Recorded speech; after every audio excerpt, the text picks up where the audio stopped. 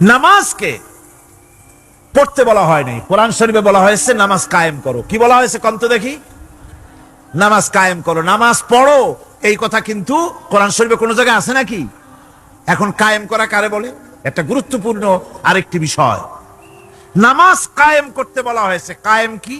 কায়েমটা হচ্ছে দৃষ্টান্ত স্বরূপ বলা যায় যে জিনিসটা সমাজে প্রতিষ্ঠিত আছে ওইটারে বলে কায়েম হওয়া, আর যেটা প্রতিষ্ঠিত নাই ওটা কায়েম নাই। কায়েম মানে হলো প্রতিষ্ঠিত থাকা। যেমন আমাদের দেশে, আমাদের সমাজে নারী পুরুষ শিশু বৃদ্ধ সকলেই কাপড় পরা, শাড়ি পরা, লুঙ্গি পরা, এই কাপড় পরাটা কায়েম আছে, প্রতিষ্ঠিত আছে না নাই? যার কারণে কাপড় পরা সমাজে কায়েম আছে বলে উলঙ্গ মানুষ সমাজে খুঁজে পাওয়া যায় না, পাগল ছাড়া। ঠিক কিনা? একটা বাচ্চাকেও যদি উলঙ্গ হতে বলেন এখানে, 5 বছর 6 বছরের একটা বাচ্চাকেও, সে কিন্তু রাজি হবে না। ঠিক কিনা? যেহেতু কাপড় পরা সমাজে প্রতিষ্ঠিত আছে সেহেতু উলঙ্গ মানুষ পাওয়া যায় না, কাপড় পরাটাই এখানে প্রতিষ্ঠিত। সুতরাং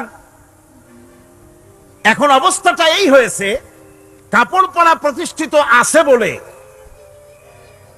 কোন উলঙ্গ মানুষ এসে যদি এই মঞ্চে দাঁড়ায় আর বলে আমাকে একটু বক্তৃতা করতে দেন, আপনারা কি করবেন? মঞ্চে তো উঠতেই দিবেন না। উলঙ্গ মানুষ যদি কোনো চাকরি নিতে যায় ইন্টারভিউতে, তাকে লাইনে দাঁড়াইতে দেবে? দেবে না। এমন কি উলঙ্গ হয়ে যদি বাড়িতে প্রবেশ করে তার বউ দূর দূর করে তাড়ায় দেবে। ঠিক কিনা? যেহেতু সমাজের ভিতরে কাপড় প্রতিষ্ঠিত আছে সেই জন্য এই উলঙ্গ মানুষ পাওয়া যায় না। অনুরূপ ভাবে নামাজ যদি প্রতিষ্ঠিত হতো সমাজের ভিতরে, তাহলে বেনামাজি খুঁজে পাওয়া যেত না। চাকরি করতে গেলে সেখানে নামাজ মানদণ্ড হয়ে যেত, নামাজ পড়ে কিনা তা দেখে নেওয়া হতো। বেনামাজি লোক পাওয়াই যেত না যদি প্রতিষ্ঠিত থাকতো। প্রথম প্রশ্নই হতো তুমি নামাজ পড়ো কিনা। ইলেকশনে যদি একজন উলঙ্গ মানুষ এসে দাঁড়ায়, ভাইরা এবার আমার বোতল মার্কা বাক্স, উলঙ্গ মানুষ এসে ভোটে দাঁড়াইছে, আপনারা ভোট দিবেন? দিবেন। ওইটা কাপড় প্রতিষ্ঠিত আছে বলে, লুঙ্গি প্রতিষ্ঠিত সমাজে আছে বলে উলঙ্গ মানুষকে আপনি ভোট দিবেন না। নামাজ যদি প্রতিষ্ঠিত থাকতো সমাজে, বেনামাজি মানুষ যদি এসে মঞ্চে দাঁড়ায়া যতই বলতো আমি ক্ষমতায় গেলে এই করব সেই করব, নামাজ প্রতিষ্ঠিত থাকলে পরে বেনামাজিরে কেউ ভোট দিত না।